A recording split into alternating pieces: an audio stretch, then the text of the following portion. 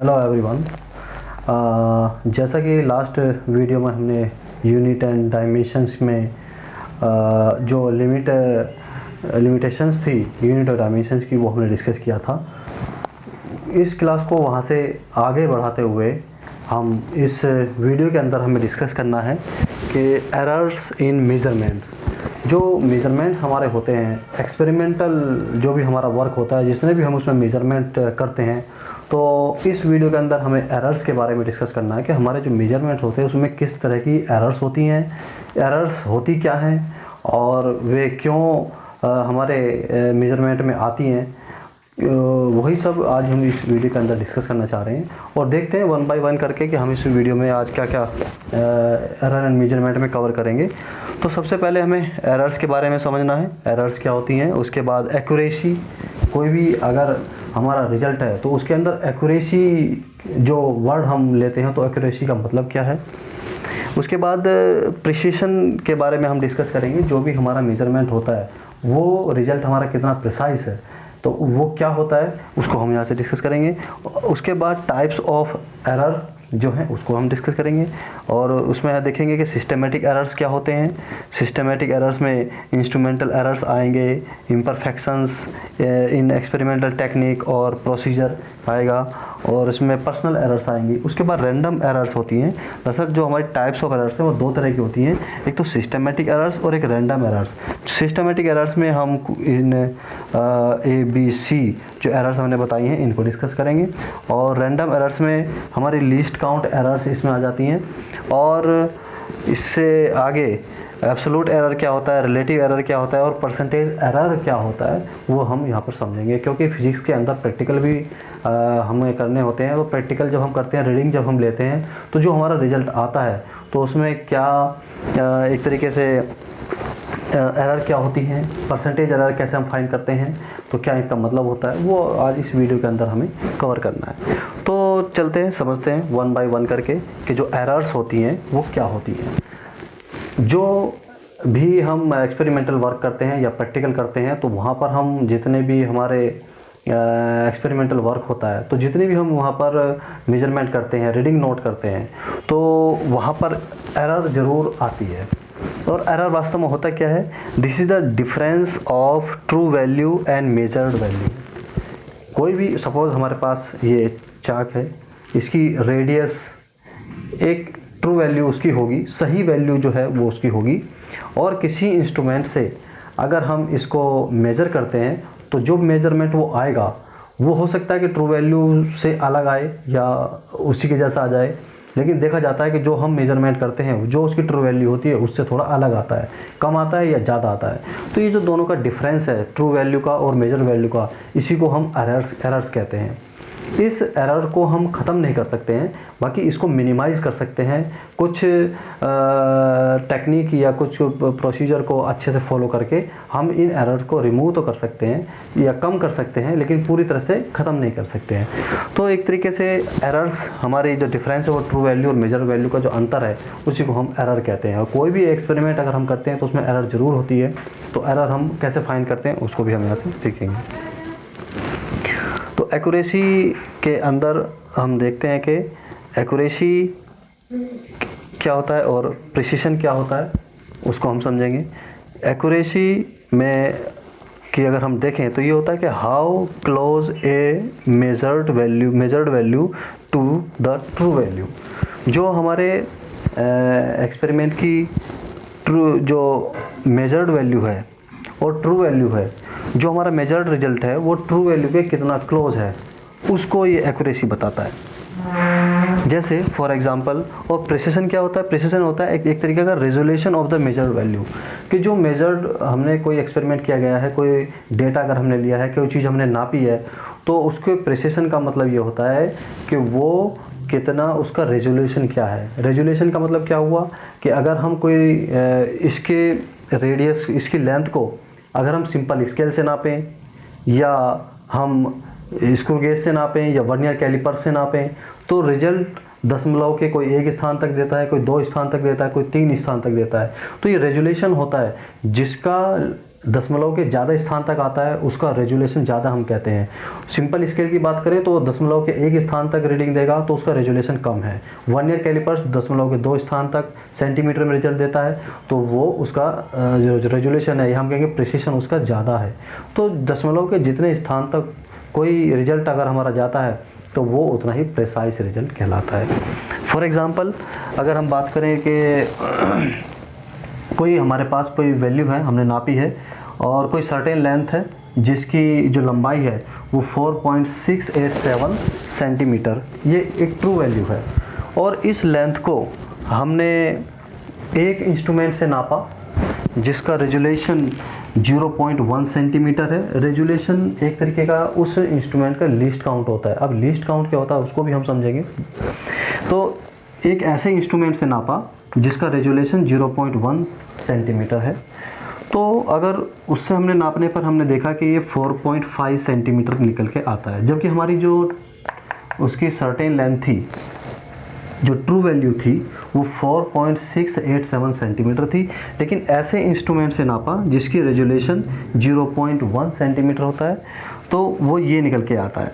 तो हम यहाँ पर देख रहे हैं कि ये रिजल्ट, ये 4.6 है, ये 4.5 है, लेकिन ये दशमलव के 3 स्थान तक यहाँ पर ये वैल्यू है, यहाँ पर दशमलव के 1 स्थान तक यहाँ पर ये वैल्यू है।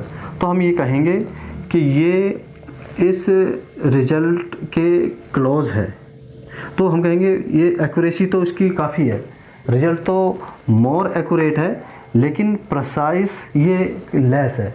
ये इसकी जो प्रिसिशन है, जो प्रिसाइज अगर हम बात करें तो वो कम है। क्यों? क्योंकि दशमलव के 3 स्थान तक है, ये 1 ही स्थान तक है, तो ये एक तरीके से लेस प्रिसाइज रिजल्ट हुआ। अगर हम इसी लेंथ को किसी दूसरे इंस्ट्रूमेंट से नापते हैं जिसका रेजुलेशन 0.01 सेंटीमीटर होता है और मान लिया वो निकल के आता है 4.47 सेंटीमीटर निकल के आता है, तो अगर हम बात करें कि ये इससे अगर हम देखें ये वाला रिजल्ट यहाँ पर 4.68 है लेकिन हमारा क्या आया 4.4 आया, तो इससे अगर हम बात करें तो ये लेस एक्यूरेट है। ये ज़्यादा एक्यूरेट है क्योंकि ये 6 है तो 5 यहाँ पर आ रहा है, ये 6 है शुरू यहाँ पर दशमलव के एक बाद यह 4 आ रहा है, 4 आ रहा है, तो यहाँ पर हम देखते हैं ये लेस एक्यूरेट है। लेकिन दशमलव के 2 स्थान तक इसने यहाँ पर ये रिजल्ट दिया है तो हम कहेंगे कि ये मोर प्रिसाइज रिजल्ट है इसके कंपेरिजन में। तो प्रिसीशन का मतलब होता है कि वो दशमलव के कितने स्थान तक जा रहा है, या और एक्यूरेसी का मतलब होता है कि जो हमारा रिजल्ट है उसके कितना क्लोज आ रहा है। तो यहाँ पर ये एक्यूरेसी और प्रिसिशन का मतलब ये होता है। अगर हम सिंपल स्केल की बात करें तो उसका जो लिस्ट काउंट होता है 0.1 सेंटीमीटर होता है। अगर हम सिंपल स्केल की बात करें तो इसका जो लिस्ट काउंट होता है वो 0.1 सेंटीमीटर होता है। और अगर हम यहीं पे वर्नियर कैलिपर्स की बात करें तो वर्नियर कैलिपर्स की जो लिस्ट काउंट होती है वो 0.01 सेंटीमीटर होती है, और जबकि स्क्रू गेज की लिस्ट काउंट 0.001 सेंटीमीटर होती है। तो स्क्रू गेज से नापी गई जो लेंथ है वो मोर प्रिसाइज होंगी। तो इस तरह से ये हम एक्यूरेसी और प्रिसिजन को समझ सकते हैं। आगे बढ़ते हैं और टाइप्स ऑफ एरर में हम देखते हैं कि टाइप्स ऑफ एरर क्या होती हैं। तो टाइप्स ऑफ एरर कितने प्रकार की होती हैं? तो सबसे पहला होता है सिस्टमेटिक एरर्स। अभी सिस्टमेटिक एरर्स क्या होती हैं? सिस्टमेटिक एरर्स वे होती हैं जो किसी पर्टिकुलर डायरेक्शन में होती हैं, या तो पॉजिटिव डायरेक्शन में होंगी या नेगेटिव डायरेक्शन में होंगी, और जिनके एरर आने का रीज़न कुछ स्पेसिफाइड हो, जिनका पता हो कि वो रीज़न कैसे वे आती हैं। जैसे इसके अंदर हम देखेंगे एक होता है इंस्ट्रूमेंटल एरर। ये इंस्ट्रूमेंटल एरर भी होती हैं। इंस्ट्रूमेंट, जब भी कोई इंस्ट्रूमेंट मैन्युफैक्चर किया जाता है तो उसके अंदर भी कुछ ना कुछ डिफेक्ट्स रह जाते हैं जिसकी वजह से एरर आ सकती है, तो वहाँ पर वो इंस्ट्रूमेंटल एरर्स वहाँ पर कहलाती हैं। और भी है इम्परफेक्शन इन एक्सपेरिमेंटल टेक्निक और प्रोसीजर। कभी कभी हम किसी मेजरमेंट को अगर फॉलो कर रहे हैं या कोई मेजरमेंट हम करने जा रहे हैं, कोई लेंथ नापने जा रहे हैं, तो अगर हमने अपना जो भी एक्सपेरिमेंटल सेटअप है या टेक्निक है उसको ठीक से फॉलो नहीं किया है या हम प्रोसीजर को ठीक से फॉलो नहीं कर रहे हैं, तो वहाँ से भी एरर आने की संभावना होती है, जिसको हम कहते हैं इम्परफेक्शन इन एक्सपेरिमेंट टेक्निक और प्रोसीजर। इसमें सी पार्ट में हमने लिखा पर्सनल एरर्स। ये व्यक्तिगत एरर्स भी हो सकती हैं। हो सकता है कि हम पूरे तरह से उस एक्सपेरिमेंट करने में परफेक्ट नहीं है और हमें नॉलेज कम है, तो भी हमारी उसमें एरर आने की संभावना रहती है।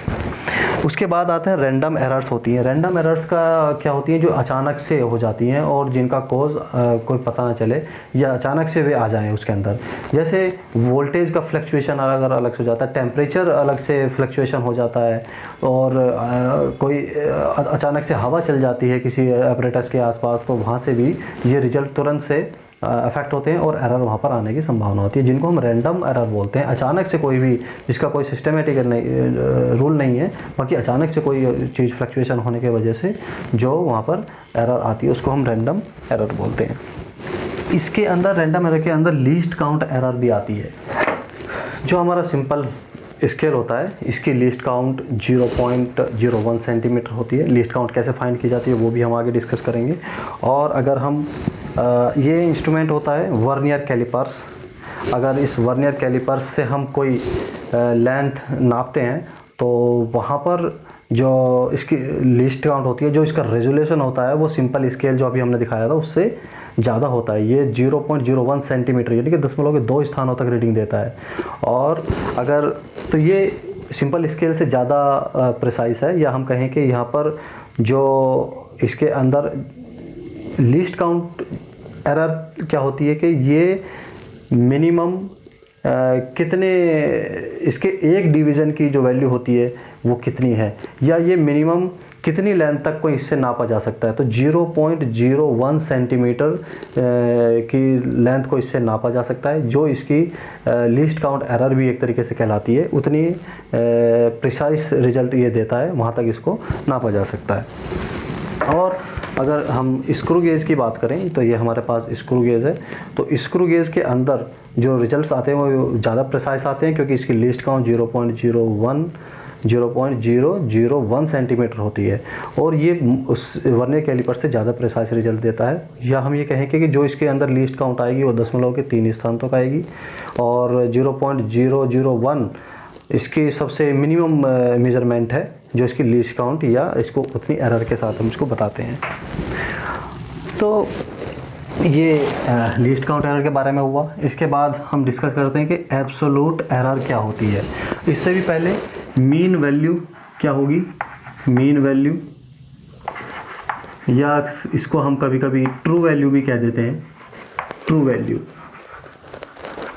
और ट्रू वैल्यू, मीन वैल्यू।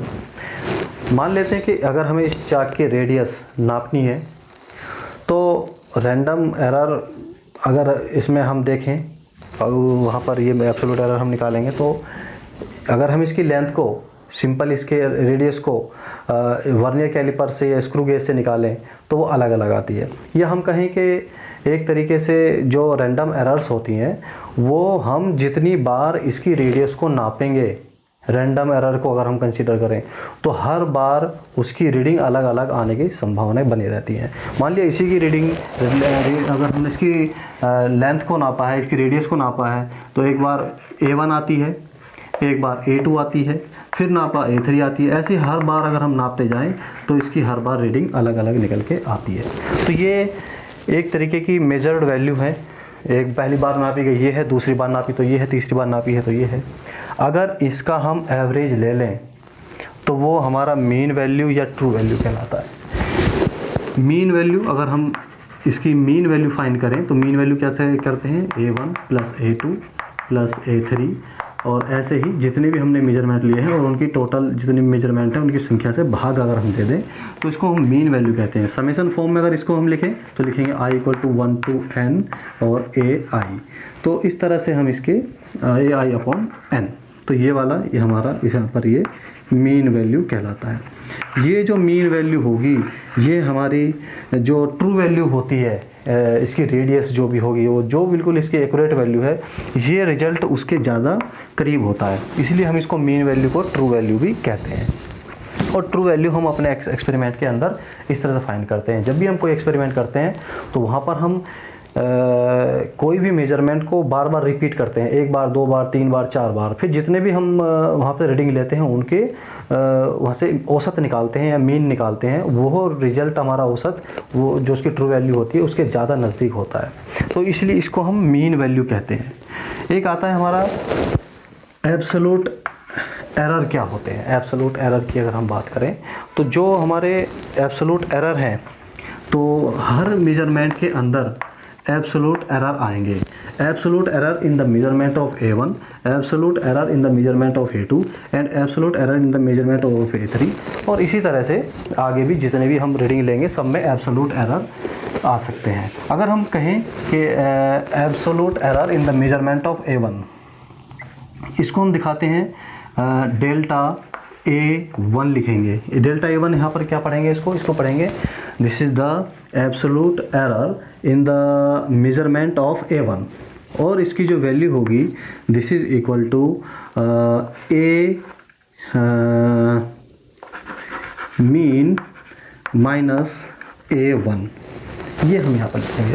यानी कि जो मीन वैल्यू है, जो ट्रू वैल्यू है जो अभी हमने निकाली थी, उसमें से अगर हम A1 को माइनस कर दें तो वो कहलाएगा absolute error in the measurement of A1। Delta A1 हम इसको ऐसे लिखेंगे। Similarly mean absolute error in the measurement of A2, तो ये लिखा जाएगा जो इसकी मीन वैल्यू होगी उसमें से हम A2 को घटा देंगे।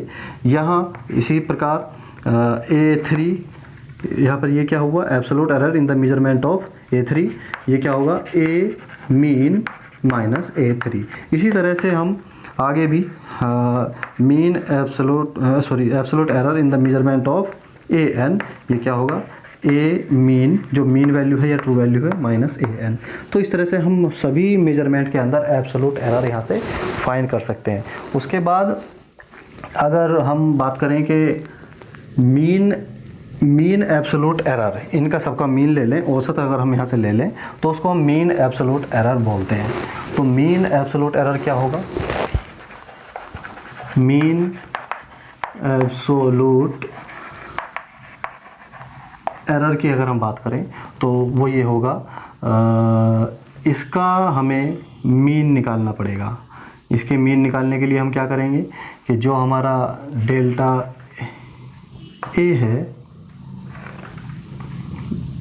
तो इसको मीन एब्सोल्यूट एरर ये होगा, और ये क्या होगा कि जो भी यहाँ से ये वैल्यूज़ आएंगी ये हमें इसका पॉजिटिव वैल्यू लेना है, मतलब डेल्टा A1 प्लस मॉड रखेंगे क्योंकि हम इसकी पॉजिटिव वैल्यू ही लेंगे। ये डिफरेंस पॉजिटिव हो सकते हैं, नेगेटिव भी हो सकते हैं, लेकिन जब हम मीन एब्सोल्यूट एरर निकालेंगे तो इसको हम मॉड यहाँ पर इस्तेमाल करेंगे क्योंकि हम पॉजिटिव ही बनाकर उसको लेंगे। A2 प्लस इस तरह से mod delta AN mean absolute error, तो यहाँ से इसको n से हम इसकी संख्या से डिवाइड करते हैं। तो इस तरह से ये हम यहाँ से मीन एब्सोल्यूट एरर, ये है मीन एब्सोल्यूट एरर की अगर हम बात करें तो इसको हम यहाँ से बार भी लगा सकते हैं या मीन भी लिख सकते हैं। मीन एब्सोल्यूट एरर को लिखेंगे और समेशन फॉर्म में अगर हम इसको लिखेंगे तो लिखेंगे I equal to 1 to n और delta mod delta AI upon n। तो ये इस तरह से हमारा मीन एब्सोल्यूट एरर निकल के आ जाता है। वहाँ उसके बाद रिलेटिव एरर की बात करते हैं। रिलेटिव एरर अगर हम फाइंड करें तो यहीं से रिलेटिव एरर भी हम निकाल सकते हैं।